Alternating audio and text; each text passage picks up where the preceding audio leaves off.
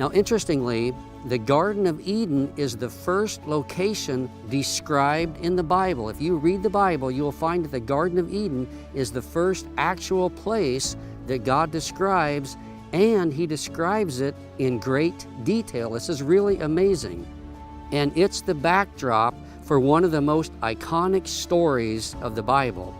Whether or not you believe this to be true history or a purely symbolic or legendary account, it seems undeniable that the Bible treats the Garden of Eden as a real place in real time with real events that happened there. So was the Garden of Eden a real place? I believe the Garden of Eden was a real place that existed at the beginning of creation. Its location is given in stark detail, along with the story of Adam and Eve. Even Jesus affirmed the Genesis account and the Garden of Eden and Adam and Eve as a real place in real time. And He affirmed it on various occasions. And this validates the Garden of Eden's existence and reality substantially.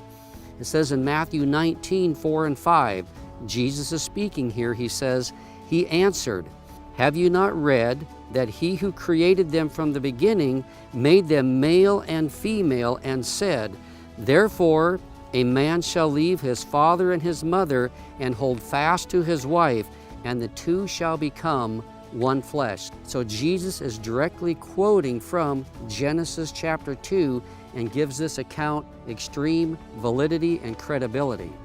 Now, we also believe that God is the author of Scripture, so we take the Genesis account very literally and as inspired by God. Additionally, all the places mentioned about the location of the Garden of Eden are real places as well, many of which can be located even today. Now, why has the Garden of Eden been so difficult to locate? The main reason is because of the translation of the Hebrew in Genesis 2:10. A river flowed out of Eden to water the garden, and there it divided and became 4 rivers. Some Bible translations make it seem there was one river flowing out of the garden that formed 4 other rivers. Other translations make it sound like there is one river but mention 4 headwaters. The Hebrew in this text is somewhat vague.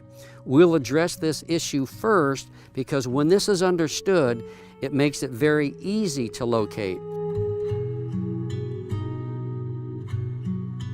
So when we really understand the meaning of Genesis 2 and the 4 rivers, it will really clear up the picture and make it quite easy to locate the Garden of Eden today. So now let's look at this passage in Genesis 2:10 through 14, which talks about the location of the Garden of Eden. It says, "A river flowed out of Eden to water the garden, and there it was divided and became 4 rivers. The name of the first is Pishon. It is the one that flowed around the whole land of Havilah, where there is gold, and the gold of that land is good. Bdellium and onyx stone are there. The name of the second river is Gihon. It is the one that flowed around the whole land of Cush. And the name of the third river is the Tigris, which flows east of Assyria. And the fourth river is the Euphrates."